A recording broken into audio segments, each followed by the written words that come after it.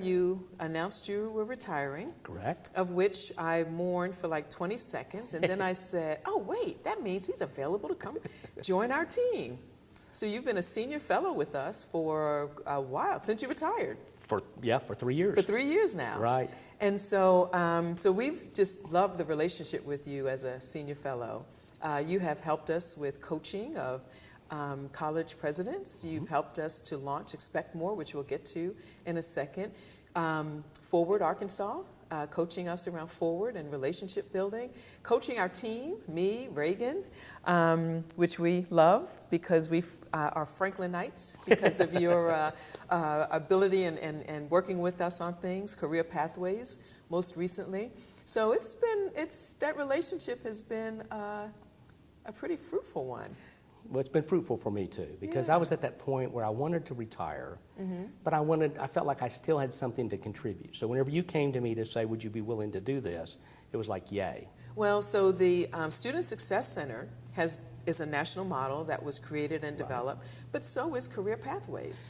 So let's talk a bit about Career Pathways and the research that we're working on. Yeah, Career Pathways started whenever we were looking again at how to serve students in poverty. And the reality is at community colleges, that's a majority of our students. Okay. We've talked about other issues, gender issues, racial issues, etc., but we never really focused on the poverty issue per se. So Career Pathways helped us to do that by looking at what's called stackable credentials, which means looking at how do we get people through degrees and get them through certificates so they get enough experience they can go work for a while, and then they may have to come back. Right. But part of that meant we had to teach our faculty and staff about what it meant to be poor. And kind of our motto was, if you were poor once in your life, you may have forgotten what it's like to be poor. Oh, yeah, yeah. And we know if we're going to change poverty, it's not just about getting a degree and getting a job, but getting a job that you can support your family on. Absolutely.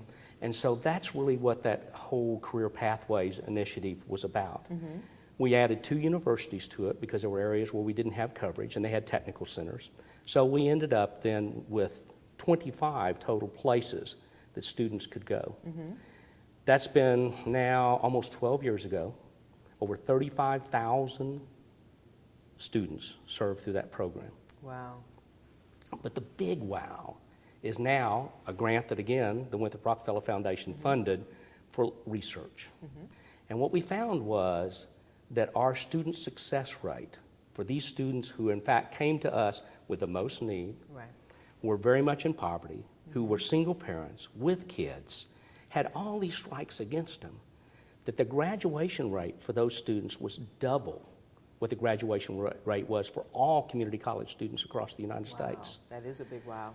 So we were able to actually not just help them, but help them even more than other students. And then if we looked at African American students, we found out that it was 3 times the graduation rate for African American students at community colleges. And then we looked at Hispanic students, and it's 4 times that. Wow.